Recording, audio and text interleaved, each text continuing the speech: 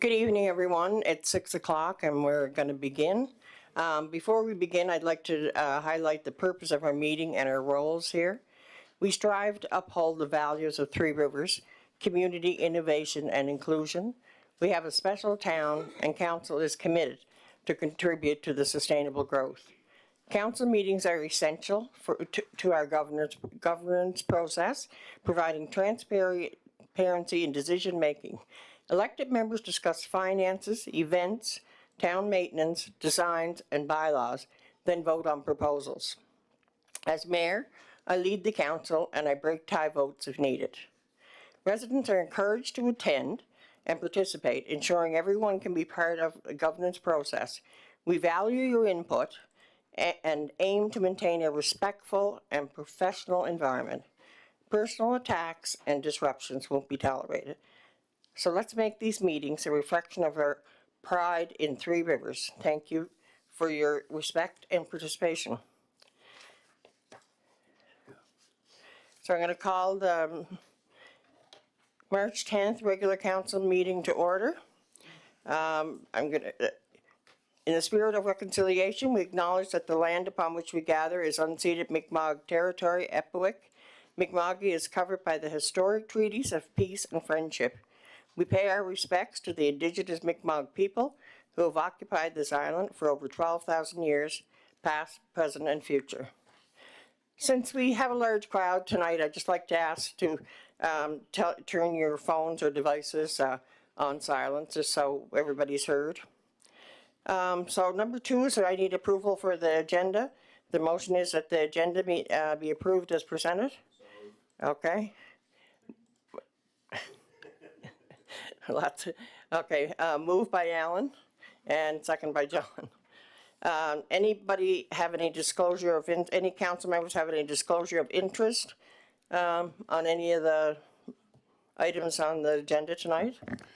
Your Worship, I don't have a conflict of interest, but I would like disclosure in terms of I have a previous engagement this evening, so I will have to vacate council at 7:20 this evening. Okay, thank you. Yeah, the same goes for me. I have engagements. Okay, thank you. Okay, we'll try to get through this. I should mention that we do have 2 meetings tonight. The first one is a regular council meeting. The second one is a COC budget meeting. And on the first council meeting on 7.6, there'll be a closed session as well that is noted on the agenda. So number 4 is the adoption of the February 10th, 2025 regular council minutes. The motion is that the minutes of the February 10th, 2025 regular council meeting be adopted as written. Councillor Spin, Councillor McLean, all in favor? Aye. Okay, motion carried. Next we have the RCMP report, so welcome. I regret not getting my haircut now. So many people.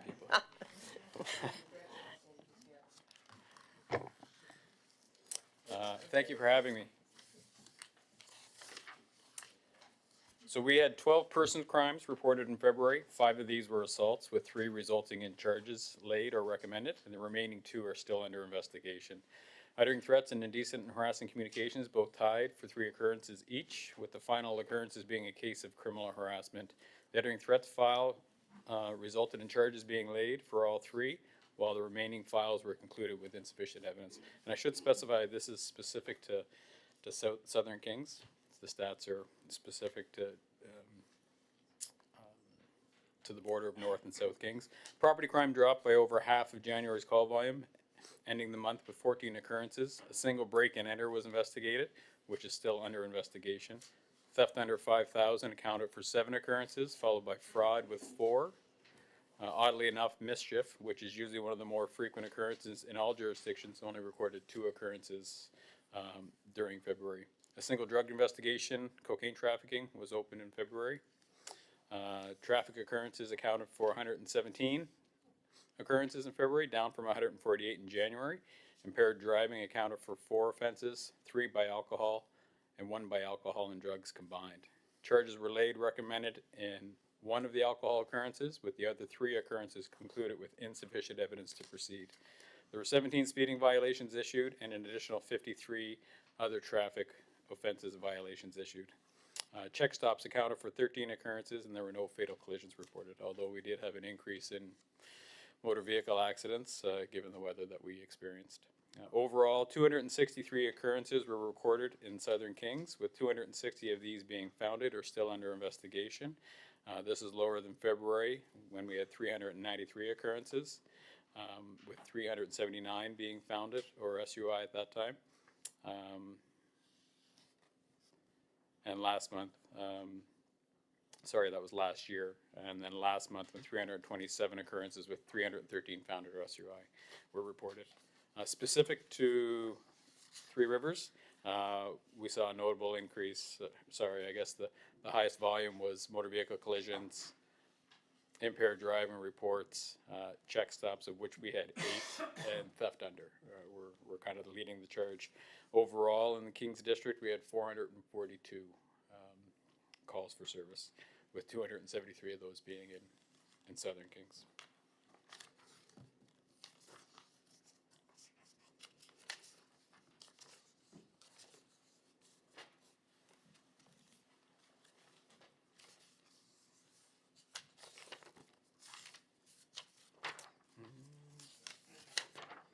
As for our resources, we still struggle. We have an establishment of 24 regular members and 4 public service personnel who are support staff. We currently have, of our 24 members, we have 6 of them that are off for medical reasons. And we have 1 member that's still pending a transfer, although he's unable to sell his house. So we benefit in his retention beyond his end date. So what I've done to offset the 6 medical leave is I've booked us for 28 human resources or members at the detachment. It's a little tricky and a little trying because obviously I'm spending money for 28 members when we're supposed to have 24, but I'm able to offset that with some, I guess, internal displacement when members go off duty. So should those members come back, I could find myself in a bit of a financial predicament, but I think that's important to maintain public safety and make sure that we have the members on the street. So we are able to currently put 18 members onto the road, and I have an additional 2 members that are currently restricted because of their training status. They're brand new from depot. However, that could end here at the end of this month, which would increase us to 20. So, and there is some light at the end of the tunnel with some members that I have off on light duty restrictions after surgeries, and there could be 2 more that are back within the month as well. So optimistically, we could have 4 more by the time I report next. So, and that's my report. Okay, thank you, Sergeant. We have any questions for the Sergeant? No? Thank you. Maybe the cold weather had something to do with some of the crime stats being down. Oh yeah, totally. Yeah, okay, thank you very much. Okay, number 6 is presentations and delegations. We have 4 registered speakers tonight, and they're allotted 5 minutes to present their views. During the presentation, council members will not engage in a dialogue or debate, but may ask questions afterward. To ensure a productive and respectful discussion, speakers are encouraged to maintain a professional tone and avoid personal attacks. While the speaker is presenting, all others in attendance must remain quiet and seated to allow the speakers to be heard. So the first speaker tonight is Charlie Hicken.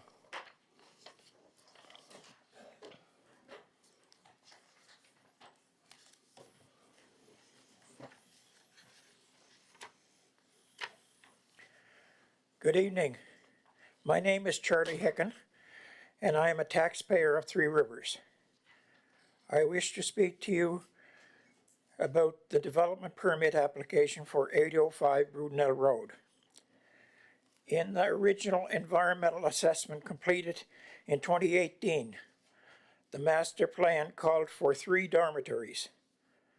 The new proposal is to add a 3rd and 4th dormitory, increasing the overall capacity by 25%. In the past 7 years, traffic has increased exponentially. Climate change has increased the number and severity of extreme rainfall events. Electrical consumption was never part of the original plan, but due to recent electrical shortages should be addressed.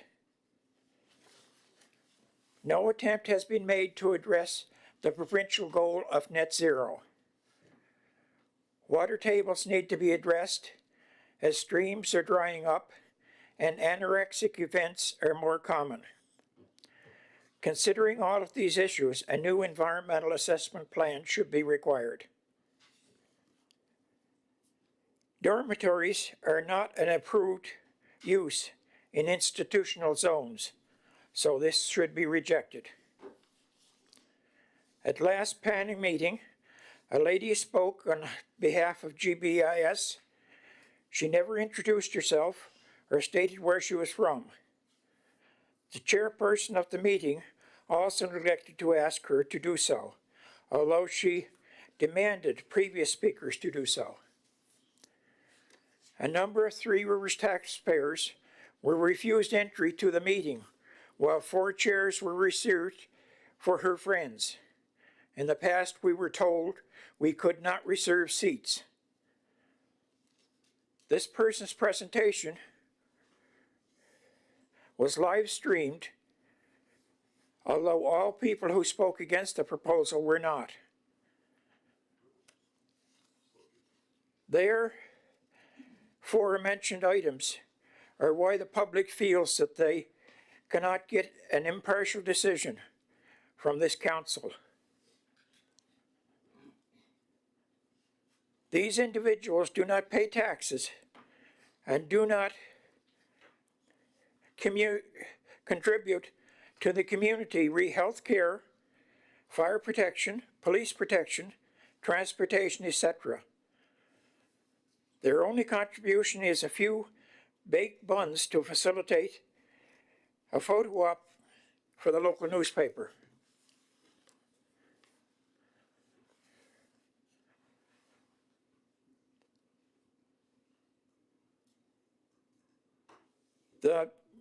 They claim to practice the Tibetan teaching, but the monastery in Brudenell is of the Chinese style and not the Tibetan style.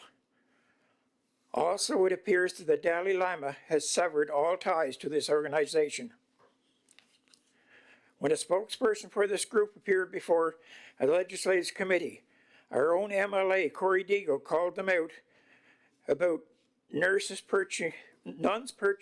purchasing property in their name to circumvent Iraq rules. They first denied it, but when pressed with evidence, they claimed that the real estate people told them to do this. When my mother taught me not to lie, she never said it was okay to lie if somebody told you to. This does not appear to be the actions of a group practicing peace and serenity. Thank you. Any questions? Council, anybody have any questions for Charlie? We can check the tapes, Charlie, but I'm pretty sure she stated who she was. I already checked the tapes and no, you're not correct. Okay, we'll check them again, make sure for ourselves. She said, Heather Chang, was it? Yeah. Okay, we'll check that out, just to get the correct story and the facts. Anybody else have any questions for Mr. Hicken? Okay, thank you. Okay, our next speaker is Janice Macbeth.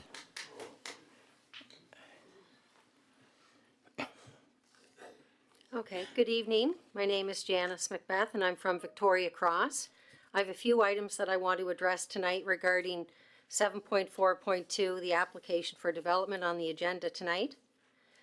First off, I'd like to address the word dormitory, which is found in the definition section under institutional uses, where we can also find police, fire stations, public works, and hospitals as institutional uses. The word dormitory is not found in the institutional zone list of approved buildings. Again, dormitories are not in the approved zone list for buildings. They're not here. So I would like someone to explain after I speak how dormitories are being approved tonight. There is a new definition of school that's been submitted with the bylaws to the province, which includes the definition of school with or without dormitories. But I don't know where the school is, and I've never seen a permit here. So why are we building a third and fourth dormitory when there's no school? And once again, it's not in your approved list.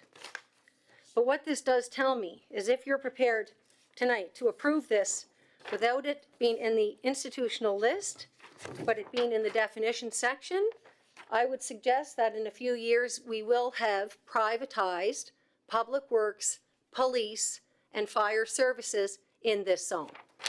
You'll set the precedent tonight.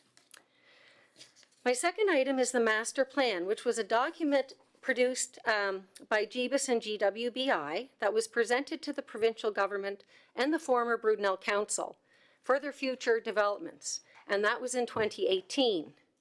The master plan has not been shown to the greater Three Rivers public. In 2020, a large group of citizens from Three Rivers attended a council meeting held at the Cavendish Farms Wellness Centre and requested a public meeting before the first 2 dormitories were approved. I believe that there are 5 councillors here tonight that are fully aware of the request for a public meeting for this group. However, the approval for the first 2 dormitories came the next spring without a well-publicized public meeting. A public meeting for buildings of this scale and size should have been held, but we still have the opportunity to hold a public meeting and present the long-term plans. It's now 2025 and it's not 2018. Things have changed. If this process was public and transparent as stated on CBC last week, we may not be at this council meeting tonight. We all know the plan has not been presented to Three Rivers residents, and we would like to see it. Additionally, CBC's Carrie Campbell interviewed Sabrina, I'm not sure of her last name, but she was a nun, last week when it aired, and she publicly stated that she wants information about her organization to be clear and to be based on facts in order to live healthy and for the good of the community. Hooray! I would ask if Sabrina is here, I'm not sure, or if some of her other fellow nuns are here, that they can express their desire to their master and to the town council to hold a public meeting for the good of the rest of the community. Carrie Campbell also reported that GWBI and GBIS, nonprofit organizations under the Bliss and Wisdom Corporation, has 3 times the revenue of the municipality of Three Rivers and 5 times the value of the town assets. So let that sink in. How much of a financial superpower will the Bliss and Wisdom Group be here in 5 years? With the group's further expansion, will the divide between us become even larger, between the occupants of the private, exclusive institutional zone and the rest of the occupants of Three Rivers? It's become very clear that we are being priced out, zoned out, and silenced from public discussion in our community. Show us the master plan before you approve these 2 dormitories tonight. Thank you.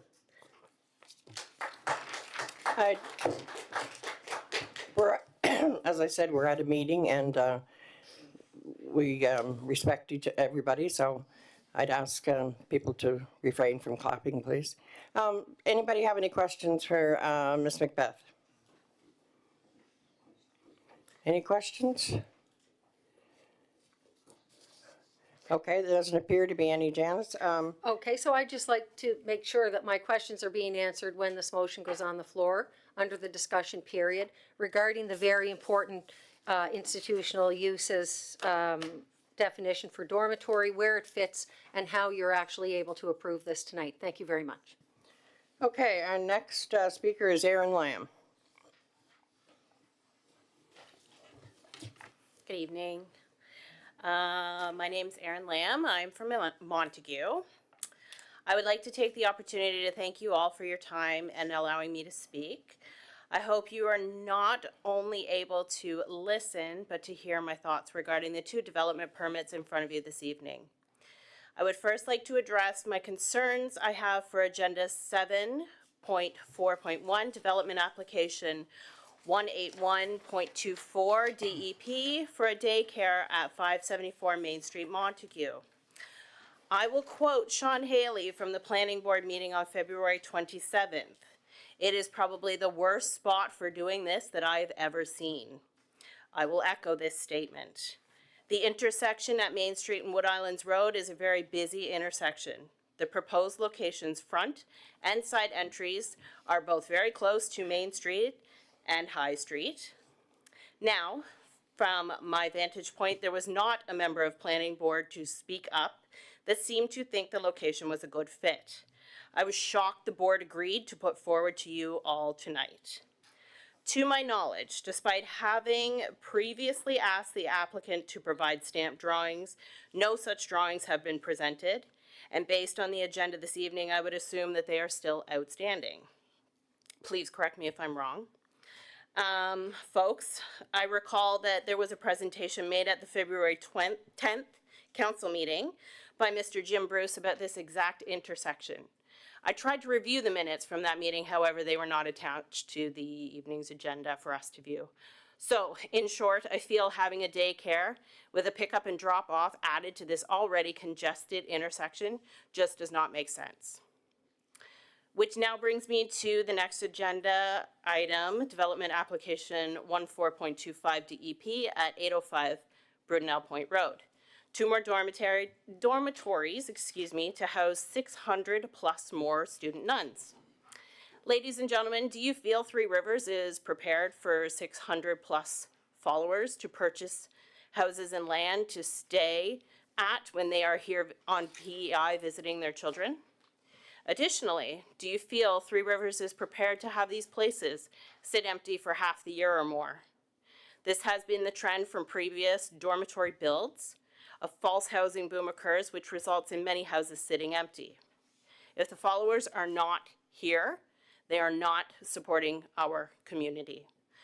They are not shopping at our businesses. They are not buying gas to contribute to the gas tax. They are not clearing their snow, their leaves, cutting their grass, or maintaining their houses.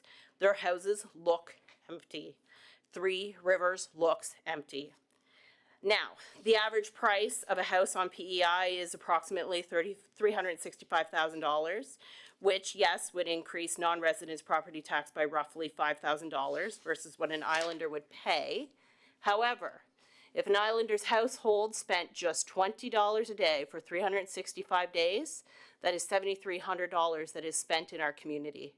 We all know islanders on average will spend more than $20 a day. So to close, I would like to remind you all of 2022, when you were door knocking and you were asking your constituents to support you in the upcoming Three Rivers municipal election. You all received enough support to be seated here this evening and listening to your neighbors voicing their concerns. Tonight, the citizens of Three Rivers, some of us, are asking you for your support. They're asking you to hit the pause button on these dormitories. Host a meeting for all the citizens of Three Rivers to see the plans for development for now and future for the GWI compound in Brudenell. Just because a development application fits all of their criteria does not mean it fits Three Rivers, and it does not have to be approved. Thank you.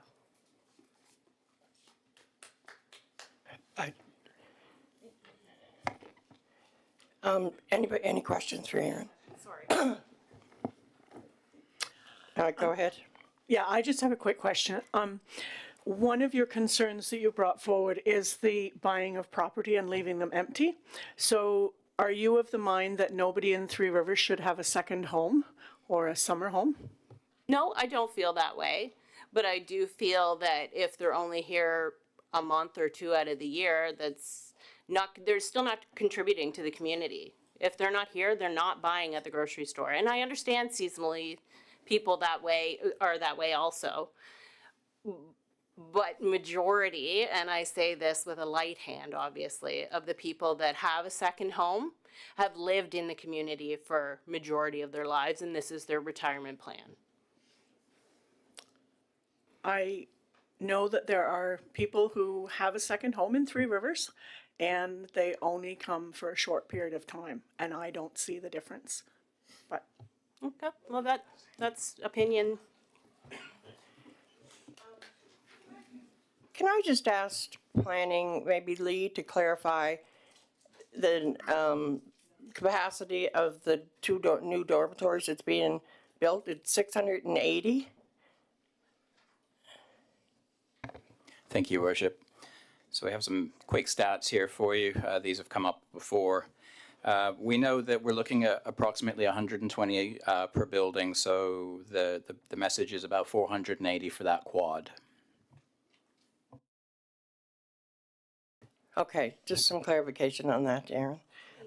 Anybody else have any questions for Aaron?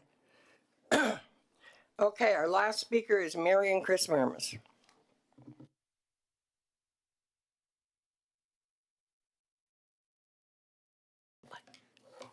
Good evening, I'm Mary Murmas, we live up on the Baldwin Road. Chris Murmas, live same address. All right, so good evening. Chris and I attended the planning board meeting on February 27, 2025. One of the items on the agenda was the GWBI development application for 2 more dormitories. Our question tonight is, why is the public not able to view any information that GWBI would have put in their application? When I walked in the council room, 27th, I was expecting to see something like a PowerPoint presentation ready to go, or some handouts, or a display on a tripod, perhaps in the foyer. There was nothing. The members of the planning board and you as councillors get a package. The same has happened for other development applications. All we as the public get is listening to the members or councillors talk about the proposal. Could we not have seen some diagrams showing the exact location of the dormitories, how many stories each is, where the parking is located, where the well is and how deep, where the septic system is, how large, the estimated cost, so we can add that to the $8,282,000 of assessed value. Then when the Buddhist nun Heather spoke about the permit request, again, there was no visual presentation. Did the planning board not think to suggest that a display showing their master plan, what has been done so far, which buildings on the master plan are the 2 dormitories they are referring to, would have been helpful? Also, an explanation by the planning board or the presenter from GWBI explaining why the PID number is now different on the application from the one earlier. Could she not have spoken about the recent license agreement with the Minister of Transportation and Infrastructure regarding a fiber optic cable? Is this related to the 2 new buildings? The presenter spent part of her speech indicating the number of years she has been here on PEI, giving a reference to 17,000 acres of land, giving a reference that Buddhism was vanishing, a reference that GWBI had bought no more land for 6 years, all items not relevant to the development application listed on the agenda.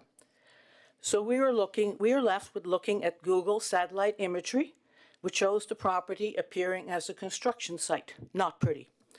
To finish my part, I went to the town council building last week, the office, and was given a form request to access information instructions.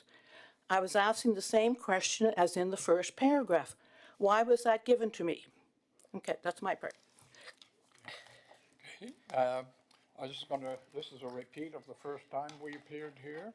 So this was from a publication, Maisonneuve, a quarterly arts, opinion and ideas. And on the picture, it showed a long-robed monk with a wad of $20 bills behind him. It says inside, everything, they're very friendly and everything, until you start asking questions. So my question is, who's the guy was appearing the first time? I forget the name. Eli Kingston he was not available for one of the meetings. Yes, he wasn't available.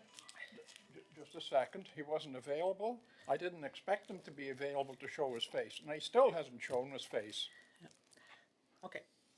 All right, thank you. Any questions then?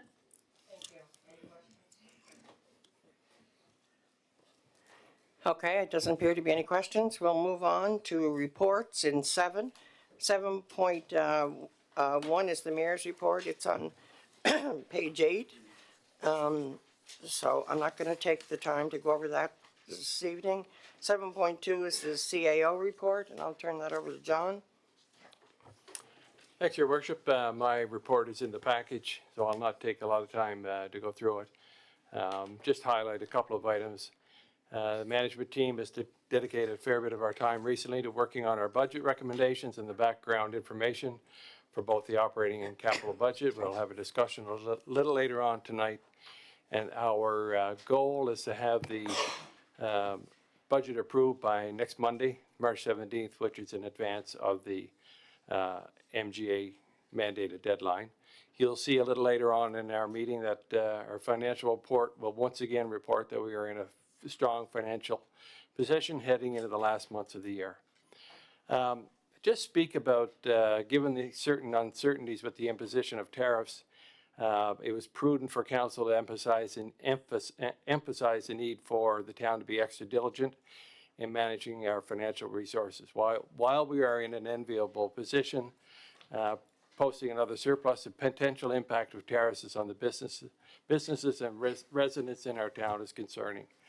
Management team has discussed the tariff situation, and while the town doesn't engage exclusively with businesses in the U.S. or extensively, we will continue to make it a priority to support local and Canadian businesses. Work continues on our new website. Much of the background work has been done, and now we're working on developing the site map, and we'll start populating the site very soon. Other than that, we did have a public meeting at the Cavendish Farms Wellness Center where we reviewed the details of the collaborative project with the UPEI, Dalhousie University, the province, and Three Rivers, where we're looking at collecting data to create 3D models of buildings. Good presentation, good question and answers. There was a question around, why Three Rivers would agree to participate in the project. And I just want to state that as CAO, it's my duty and responsibility to seek out opportunities to work with partners, universities, and other levels of government to advance the town. Our value statement emphasizes collaboration to embrace innovation and accept and anticipate future challenges and opportunities. And the project has great potential to increase our knowledge, help residents use less energy, and reduce our town's environmental footprint, all the time not costing the town a penny. So these are the types of opportunities that we'll continue to seek out. One other item, the sale of the Brudenell Schoolhouse has been finalized to a resident, and we wish her well in transforming the building into a vibrant addition to the community. Any questions? Okay. Any questions for John? Okay, thank you, John. We'll move along to 7.3 is the development permit report. It's as written on page 12. That's the monthly report. Excuse me. And 7.3.2 is 2024 development permits report on page 13. Lee, did you have something to say about that report? Thank you, Worship. It's just a brief assembly of some statistics from our 2024 calendar year. As you can see, we hit 248 applications, which is a significant increase on the previous years. And the further you go back, the less we were doing. So I think that sends a great message for the amount of development that's coming forward. And within 2024, of those 248 proposals, we actually approved 230 of those. So that's a really high processing rate, which we're quite proud of, Your Worship. You can see from the breakdowns, a huge proportion of our development is still residential development. But it is worth noting, councillors and Your Worship, that subdivisions also form a large part of that workload, and they can, in their own rights, be more complicated. Another statistic to be quite proud of as well is the 47,000 square feet of commercial space created. So that's amazing considering it was only a handful of years ago that we were reporting none. So I think that is a great growth indicator as well. So there's just a few highlights. Deandra prepared those for you. If you've got any questions, happy to answer, but I think they speak for themselves. Thank you, Lee. No, it certainly shows growth in Three Rivers. Thank you for the stats. So 7.4 is the planning board report. And we're going to deal with 7.4.1, and I'll turn that over to the chair, Ann. Thank you. We have a development application 181.24,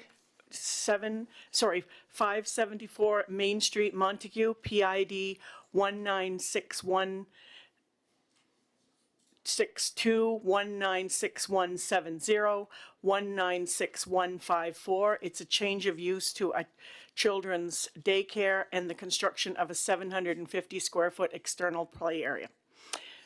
The motion is, be it resolved that the development permit for the proposed change of use to a children's daycare and construction of a 750 square foot external play area at 574 Main Street, Montague, PID 196162, 196170, 196154, be approved subject to the following conditions. 1, the permit is valid for 12 months from the date of issue. 2, the proposed changes or revisions must be submitted to the development officer for approval. 3, the permit is subject to the completion of a development agreement by the town's lawyer and the applicant, and the town's costs shall be borne by the applicant. The terms of the agreement are recommended to include, but not limited to, the following: snow clearance, physical barriers placed between any parking space that abuts the children's play area, functionality of all spaces, including those situated on sloping lands, and any further landscaping works that may be required, including space demarcation. Signed letter of compliance by a licensed PEI land surveyor engineer that all terms and conditions of the development agreement have been met. The development agreement, when drafted, shall be presented to the town council for approval. Okay, So I'll move that. any questions on? You need a, Okay, sorry, Ann. Moved by Ann, and I need a seconder. Second. Okay, second by John. Discussion on the permit? could I just make a comment from one of our presenters mentioned about the access, the entrance off Main Street. The applicant said that the main entrance would be behind the building. So I just want to clarify that. Okay, any other comments? Wayne, go ahead. I'd just like to say that I'm going to follow Mr. Bruce's comments and Aaron's that this is definitely the world's worst place to ever put our children in a daycare, so I will not be supporting this. Okay, anybody else? John, go ahead. Thank you, Your Worship. I understand there's going to be upwards of 40 children at this daycare with 6 teachers. I don't see where the parking spaces are going to be there. It's a very congested area. We've already got major congestion on Main Street. I realize the drop-off will be on High Street, but that's not a very wide street. I don't, and the kids' play area is going to be on a gravel, muddy back lot. I don't see that this would be a good spot for it at all. I'm not in favor of this as well.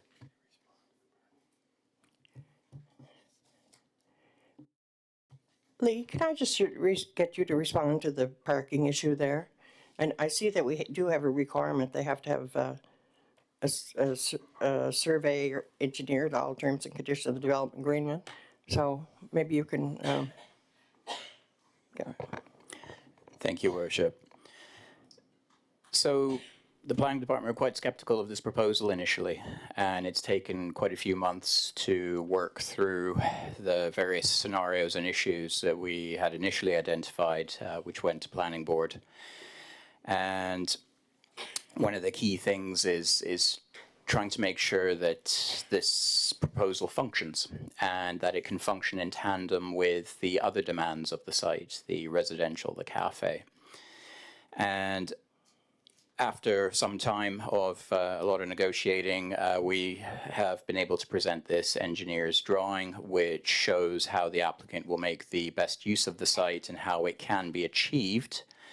Now, we are supporting that now on the basis of the development agreement being executed and confirmation from a suitably qualified individual land surveyor engineer that what is being presented to you tonight is executed. And that is quite important because it's this layout that demonstrates this use can occur on this site. Now, take the point, of course, on where the play area is. That was also a concern of ours. And this is where we are trying to utilize the controls in the development agreements to secure some of the safety elements. We also know that our provincial colleagues that license the daycares will also have governance over areas and spaces such as the play area. So trying to balance the interests of a relatively positive development plan commentary on promoting daycares, together with the criteria that's listed within your report and, of course, in full in the OP, we feel that we're now at the point that we can recommend contingent on the conditions. So I hope that helps clarify. Martina?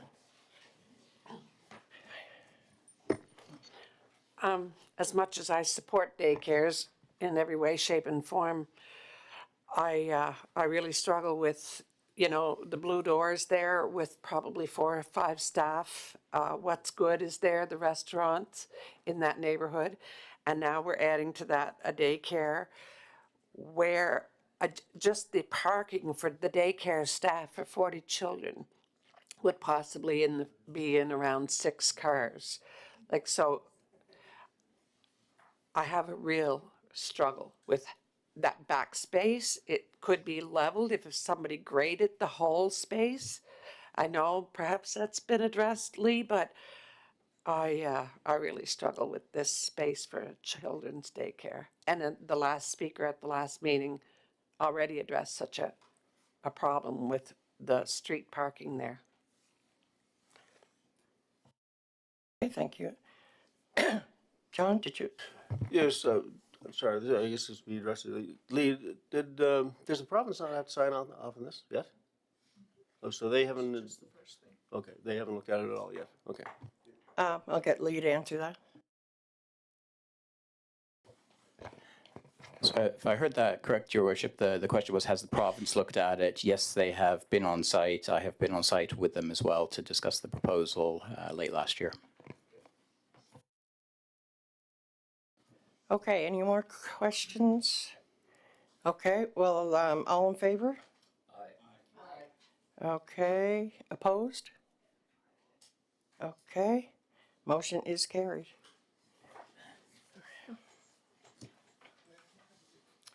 Okay, 7.4.2, Ann? This is for the development application 14.25 at 805 Brudenell Point Road, PID 1107382, construction of dormitory 3,568 square meters, and dormitory 4, 4,645 square meters, as well as the associated services and site work at the Great Wisdom Buddhist Institute. Be it resolved that the development permit for the construction of dormitory 3, 3,568 square meters, and dormitory 4, 4,645 square meters, as well as associated site services and site work at the Great Wisdom Buddhist Institute, 805 Brudenell Point Road, PID 1107382, be approved subject to the following conditions. 1, the permit is valid for 12 months from the date of issue. 2, any proposed changes or revisions must be submitted to the town for approval. 3, for the duration of the project, check dams, sediment pond, and silt controls are to be maintained.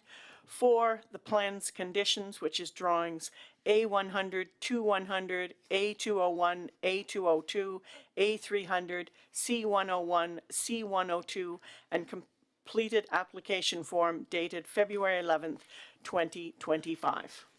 So moved. Okay, I need a seconder. Our second by John. Discussion? Questions? Go ahead, Councillor McFarland. Thank you, Your Worship. I guess question to the planning board. Does everything in the permit meet our official plan and our bylaws? Leader Danielle, would you like to?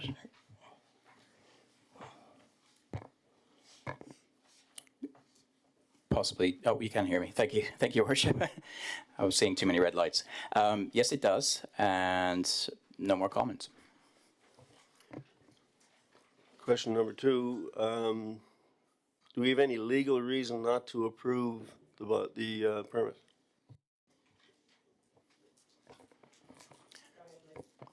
I would, as my report suggests, that this is in line with both the official plan and the development bylaw. It is also consistent with the master plan, which is readily available on the provincial website for review.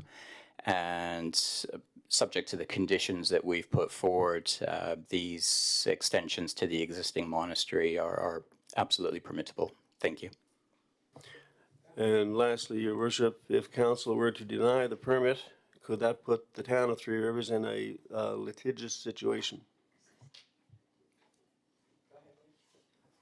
Thank you again, Your Worship. If you by litigious, you mean does that put us in an appeal situation? Yes, it does. The applicant would be able to exercise their right of appeal. Obviously, before you today is a recommendation for approval. Overturning that would generate that situation. Okay, Martina, you have some comments? I understand that all this proposal has ticked all the boxes. That's not difficult to do in a lot of cases, but I still have a lot of unanswered questions, so I would like to see this proposal tabled.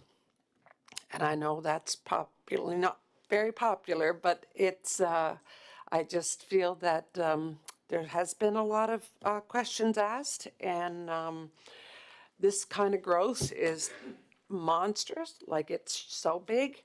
And are we ready for that? And have we looked into all the environmental issues like was brought up? And have we, if we did see the drawings in 2018, is it not time that we saw them again? I didn't see them in 2018. I missed that meeting. To Mary's point, is that not an unrealistic request to have that kind of a public meeting? Anyway. Lee, can I just reference something to you? Is the master plan on the provincial government website? It is, Your Worship. Okay. So it's on the provincial government website and it's there for everybody to see?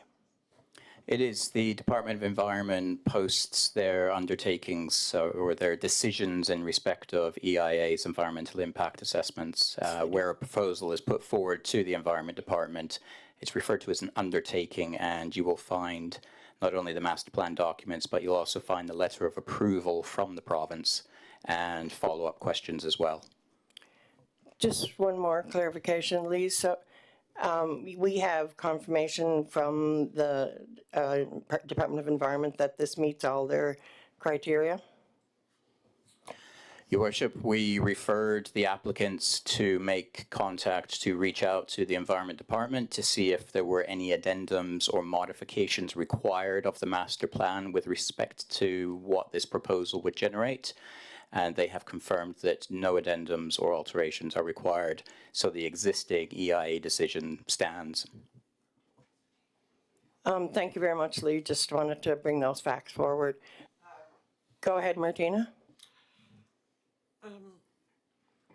Well, it's, we have been asked to have a public meeting, and that would be something I would like to recommend, but that's a recommendation that was requested from our council. Wayne, go ahead. I'd like to say that I definitely respect the planning board's decision. It's a very tough situation for this development to happen. I would like to really call on the provincial government and IRAC to release the documents from other things, and I personally think that to get answers, people deserve to be heard, and I will not support this going ahead for now. Okay, Martina, you wanted to make a motion, and you'll need a seconder for the motion.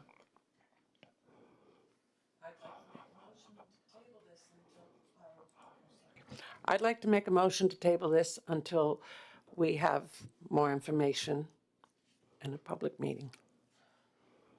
Okay, we need a seconder. Okay. Any discussion on the motion? Okay. Just to mention that if, I know it's a big building, it's a big construction and timelines are there, whatnot, but yeah, I think it would be a great idea to be able to get a public meeting if the owners would agree. Okay, do we have a seconder for Martina's motion? Wayne? Okay, sorry. Okay. Anybody else wish to discuss? All in favor of the motion? Do you want to read it? Let's read it one more time, Martina. Oh, well, just so everybody can be clear. I came into this meeting tonight undecided, but so I would like to table this proposal until Three Rivers has an opportunity to understand the magnitude of this campus. I've asked a lot of questions. I haven't gotten the answers either. Sorry, that shouldn't be in the motion, but I think we need to take a step back and explore the environmental issue, all of the other pieces that we don't have answers to. Just to point, we have covered the environmental issues with the Department of Environment, if that's what. Well, they were covered in 2018, but I know, okay. Can you just comment on that? The initial EIA submission was in 2018. That is absolutely correct. And that decision stands now with a refreshed comment from the Department of Environment, who provided that before this submission came in, because we did refer this proposal to them just to make sure that it wasn't introducing new environmental issues that needed to be reviewed. And now that's within the scope of the regulations is to re-look at things, and they were confident and satisfied that this wasn't new issues that required that new review. Yeah, I just want to make sure everybody has the facts. That's all I want to make sure. So let's vote on Martina's motion. All in favor? Okay. All in favor? Opposed? Okay. Motion is defeated. Okay, back to the original motion. I'd just like to comment on Councillor Spin's that this was a difficult thing for planning board. Putting personal opinion aside, the reality is that planning board was asked to assess a development against our bylaws and our official plan. And in doing so, we had no reason not to push this forward, move this forward to council, and that's what we did. So it's not a difficult decision if you based on the facts of the application. Okay, are we ready for the question? All in favor of the motion? 2, 3, okay, we have 6 in favor and opposed? Okay, 2 opposed. Motion is carried.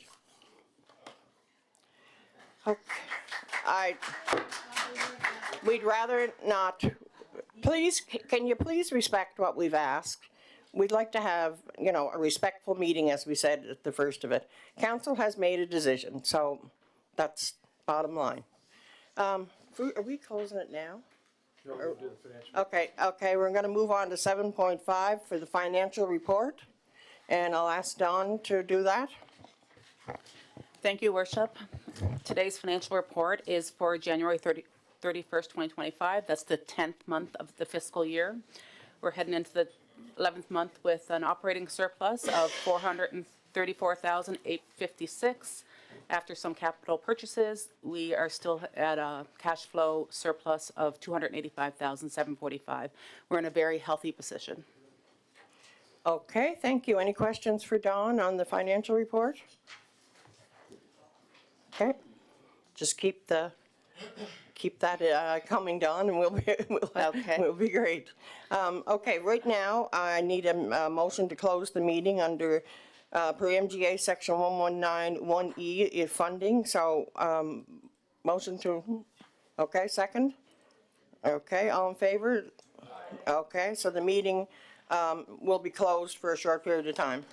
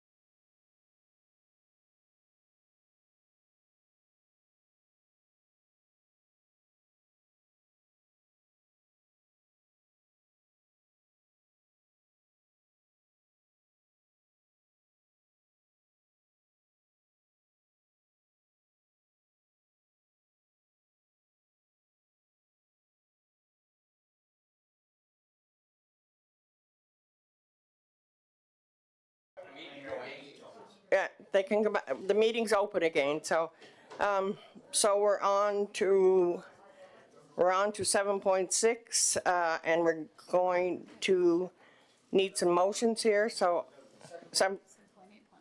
oh, sorry, yeah, 7.8. Okay, John, I'll let you take this over.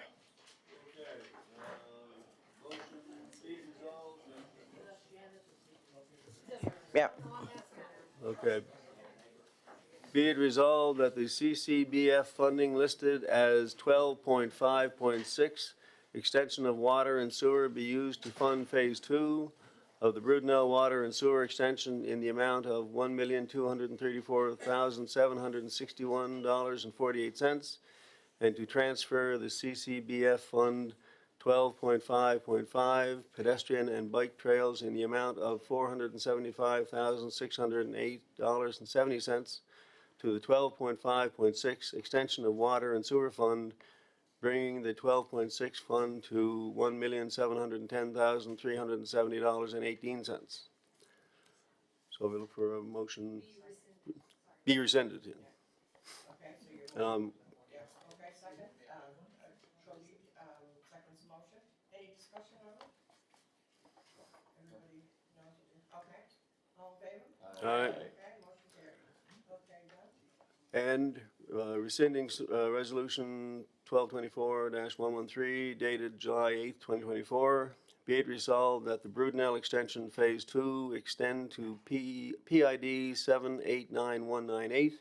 Additional cost of $68,690 plus taxes will be added to the project.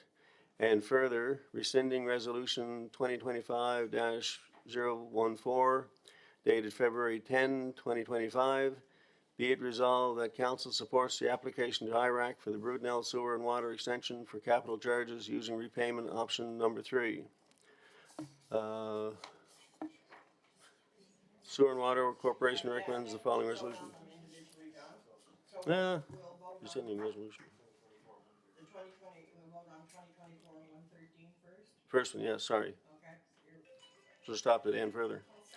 Okay, who moved it? I moved it. Okay, moved, second, okay, your second by Cindy. Any, discussion on that motion? Okay, all in favor? All right. Okay, don't see anybody opposed. Okay, the next one is, and you've already read these, it's 2025-014, February 10th,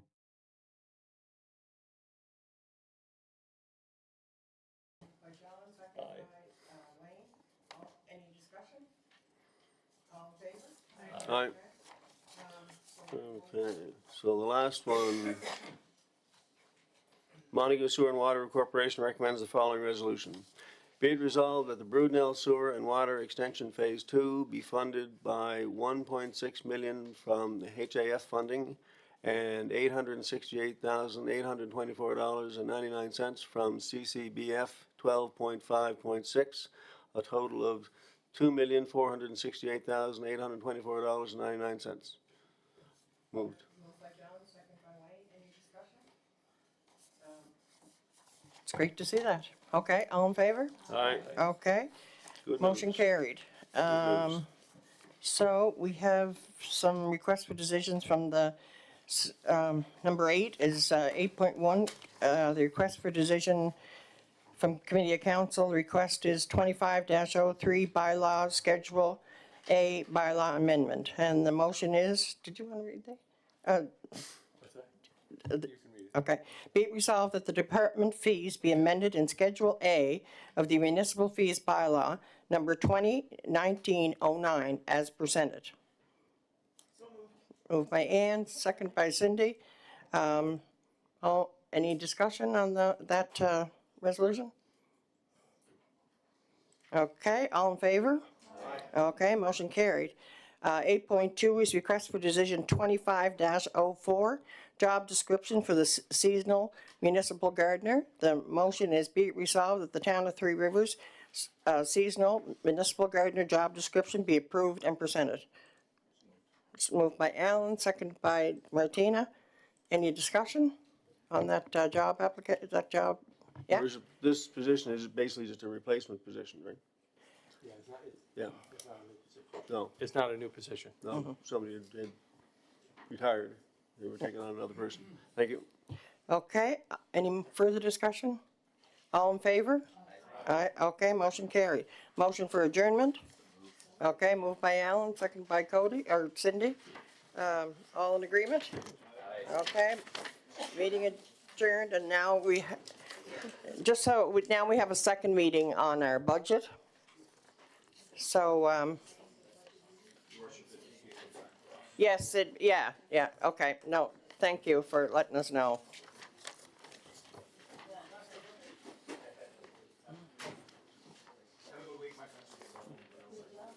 Good luck.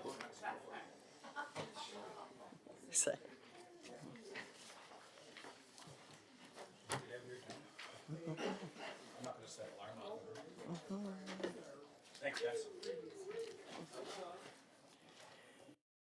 Okay, we'll call to order the March 10th, 2025 special COC budget meeting.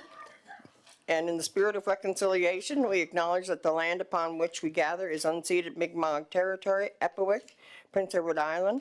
Mi'kmaq is covered by the historic treaties of peace and friendship.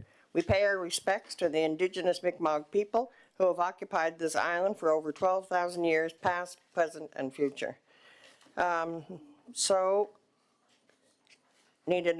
2 is an approval of the agenda. That the agenda be approved as presented. Moved by Ann, second by John. Any comments or any changes on? It's a fairly straightforward agenda. Okay, all in favor? Okay. Presentations and delegations, we didn't have any for this meeting. We don't have anybody for this meeting. And number 5, we'll go right into the budget discussion. Who am I turning that over? You? I can start. Yep. So in your package, we provided a operating budget just for further review. It's hopefully we can get this past the finish line next week. There were a couple of minor changes, but nothing significant. On the total revenue, you're seeing but $4.46 billion against total expenses of 4.95, with a deficit of 134,000. Now, we would carry forward a cash surplus, as indicated in the current statement that we just provided, of $285,745, plus another surplus of $556,682 that we would bring forward from HST for $842,427 surplus budgeted next year.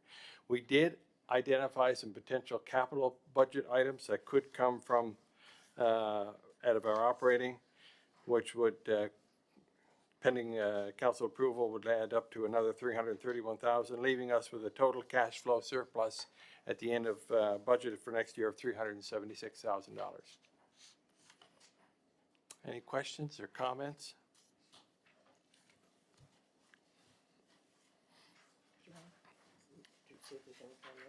What's that? We're not voting on anything tonight. The voting will be next Monday. So it'll give everybody, voting is next Monday, so we'll give everybody a chance to look at the changes there. Any questions while we're? Yeah. Anybody have any questions on what's being presented? Dorothy has a comment. Oh, go ahead, Dorothy. Thank you, Your Worship. I just wanted to bring something forward in regards to the Three River Sportsplex. They had a budget line this year for the capital project to do renovations to the washrooms in the facility, but the budget line was not going to meet any of the, it wasn't even going to come close to the amount. So we finally did get a quote very late in the day, and it hasn't been brought to council yet, and it will at some point. And so we thought that maybe some of the money this year could be used toward purchases of some of the equipment and stuff, but without council's approval of a capital project, we can't do that. So I'm just wondering if council would see fit to moving that money that didn't get used this year and allocate it to the Three River Sportsplex on that line for next year so that they could use it for the overall project.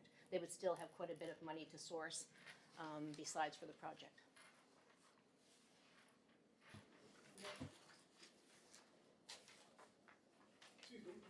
May I ask a question with respect to budget?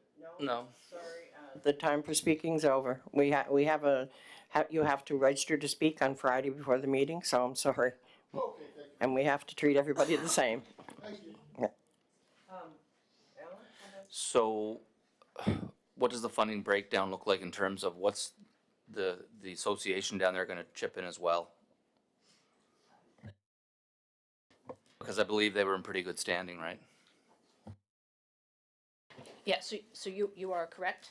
That was a comment that was made when the amount was decided for the Three River Sportsplex. At that time, we didn't have the amount of the project in, and so that's the difference there. And we did intend to use that funding this year, it just didn't get used.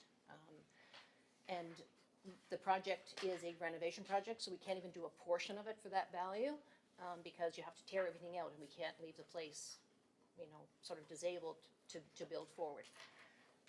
The Three River Sportsplex Board has committed funding for renovations. So when this gets brought through to council for the project and approval of funding and all of that kind of stuff, and possibly award of a contract, those things can be decided at what the Sportsplex final amount will be. I just don't have that for you now because we're sort of in flux. Thank you. Okay. Any other questions on the budget? Okay, John, go ahead. Thank you, Your Worship. Is there anything left in the Georgetown overage from amalgamation? That all been chewed up, used up? My understanding was that there was only $53,000 left in the Montague, yeah, and that was the only one. That all those other funds that were brought forward during amalgamation were used up. Yep. Okay. Any other comments on and discussion on this?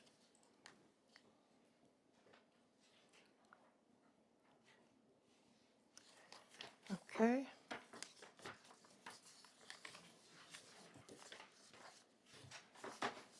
Okay. So the next item you have in front of you is a potential capital budget. So what we did was we took the recommendations from council last week and we prioritized based on your recommendations. We set a year to them and identify where there could be funding and potential costs, identifying that some of them could happen or likely will happen this year, the Brudenell Active Transportation Trail. We do have funding in for the accessible entrance at the museum. Georgetown utility generator will happen, as well as the phase 2 of the extension. And then we've identified, based on, like I said, based on comments in 2026, things like the upgrade on the lights in Montague, fire hall expansion, washrooms in Cardigan at the ball field, sidewalks on the Queens Road, TCAP feasibility, playground in Cardigan, digital sign Georgetown, groomer for the ball field, Main Street revitalization, sewer utility building storage, vendor shops, work on the sidewalks, access to Sackville Street from Station Street, potential truck, new art piece, water arm, land acquisition. That's in all our budgets. Car charger, and that will happen at the Wellness Center. And we also expect the Three Rivers Sportsplex Solar will happen. So some of those that we would have to seek funding for, we have no idea. For example, the fire hall expansion, we would look to a COA or the province for funding on that, but we haven't identified. So that's our recommendations for 26, and then you can see them for 26, for 27, 28, 29, and 2030. Any comments or questions on? And again, some of those we've identified that could come out of our surplus. Thank you, Your Worship. For 2026, access to Sackville Street from Station Street, wouldn't that be wouldn't that be the province? Because the province has control of the streets. We don't own the streets anymore. John, that has been on the list for a couple of years. What we mean is there's some land jointly owned by, I think, parents and the town to walk down from parents down to Station Street. That's what it's meant for. Yeah. Yep. No. So that would require a discussion with parents to make sure that they were okay with with us putting infrastructure on their property. Anything else? The fast charger for the wellness center is 100% funded by the province, yeah. Wayne, go ahead. I see it's for 2030, the outdoor rink. Is that the rink in Cardigan, or where is that going to be? Yeah, that's correct. That's a Permanent structure. permanent structure in Cardigan, So, as per the request from residents. yeah, well, we had a rink there the previous year, right? Yeah, there's one there currently. Yeah, so so are you taking that away, or are they? They would want something more permanent than what that is. That's a temporary one that we put up, same as the one that goes at the resort in Brunel. So that rink will still be there this year, right? Yeah. Okay. And our anticipation is it would be there until you get to a Yes. point where you put a permanent structure in. Right. Okay, thanks. Any other questions on the capital budget? If I mess up any, the staff can jump in.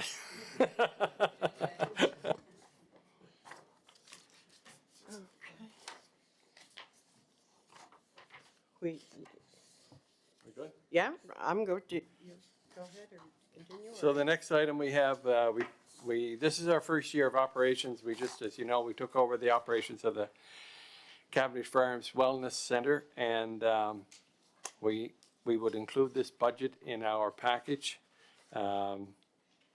Looking at, and again, it's a bit of a moving target because we don't have a lot of experience with the facility, but we are getting some good knowledge as we move forward. Looking at revenues of $479,000 and guesstimating expenses of $477,000, showing a very small surplus.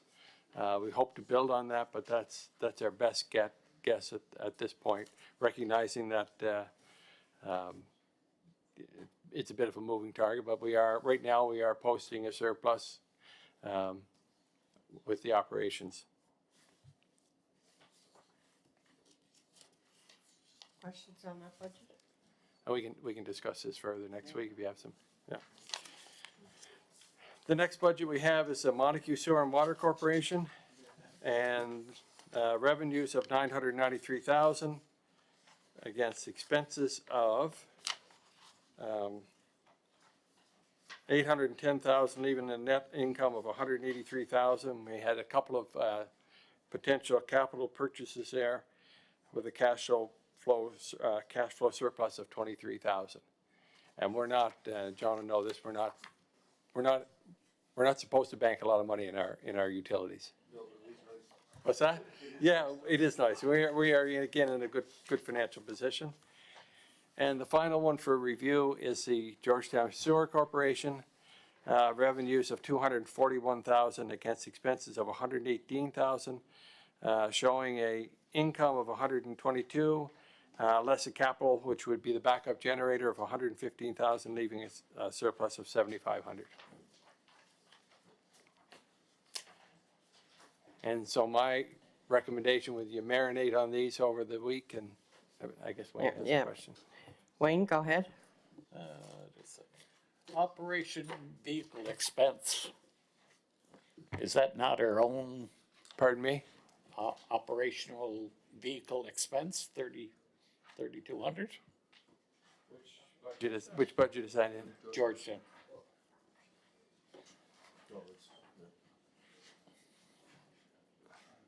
Oh, no, maybe I'm Montague. Montague? Yeah. Yeah, so we charge back, we have vehicles that are used exclusively by Montague Sewer and Water, and we charge them for that usage. So that would be attributed to Sewer and Water. Great. All right. Yeah, in the last couple of years, we've purchased a truck solely to be used for sewer and water. Yeah. Okay.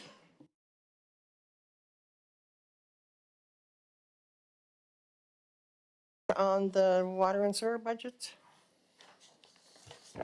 Your worship, there was a time there was a negative sign in front of the sewer, Montague sewer, all the time. I was just gonna mention that, John, that we've seen quite a few, in the red, Montague Water and Sewer report, so it's nice to see one, even if it is only a $23,000 in Georgetown as well. Yeah. Go ahead, Ann. So we're going to vote on this next Monday, and do we have a quorum for that?